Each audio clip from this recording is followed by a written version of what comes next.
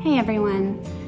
Today I wanted to show you how we have set up our homeschool room. Lots of times people don't have an entire room to dedicate to school supplies, but they do take up a lot of space. We have kind of a unique room where we have our homeschool room set up, and it doesn't really have a lot of space. So I wanted to kind of show some ideas for how to set up a homeschool room in limited amount of space. I've tried to maximize these corners, and cubes are a homeschooler's best friend. So this whole corner is devoted to our books, and kind of show you, we've got some projects up there and our globe.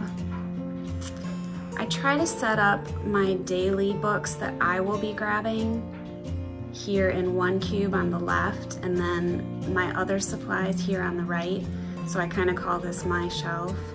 These are going to be my answer keys, book lists, teacher's guides, all those things. And then the girls can come get supplies as they need to from the right. Notebooks, I don't know what's in there, glue sticks, staples, paper clips, all kinds of stuff like that. And then I try to keep things organized by what we use daily and what we don't use daily. So these are going to be shelves of books that I'm hoping to use in the future, or we only reach for every so often. Same goes for these down here. And at the bottom I have all of our portfolios from all the years stacked up there. And then over here we have some of the girls' things. So the left side would be my older daughter's cube. The right side would be my younger daughter's. These are going to be the binders that she reaches for every day. Then I have like a reference book cube and kind of a game cube. So we've got some games over here in this basket and a couple science things. But you can see how I kind of try to categorize things just to keep my mind in order. So on the left down here we have all of our math manipulatives. Then on the right I have lots of history readers.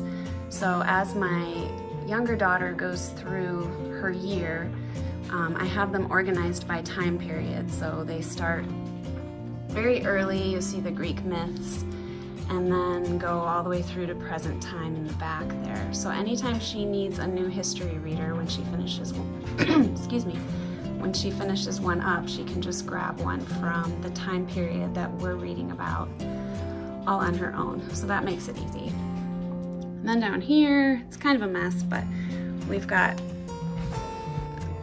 oh, there's nothing in there. This would be my younger daughter's art supplies normally.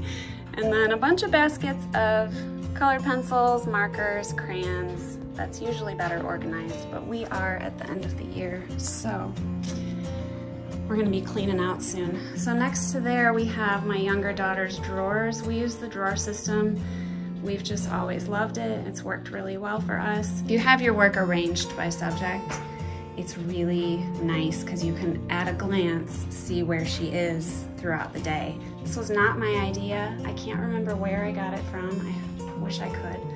If I think of it, I will link it up. So then we have this giant window.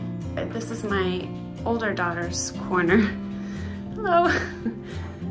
She's 14. She's in high school. She does classical conversations. But this is where she kind of lives. So she's got her computer, she does a lot of computer work.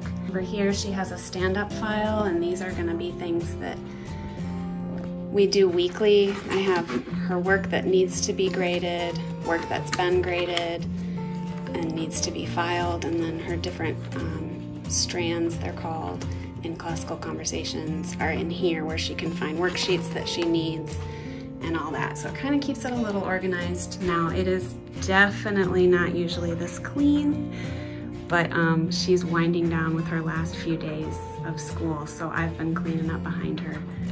She keeps her working books in these cubes here.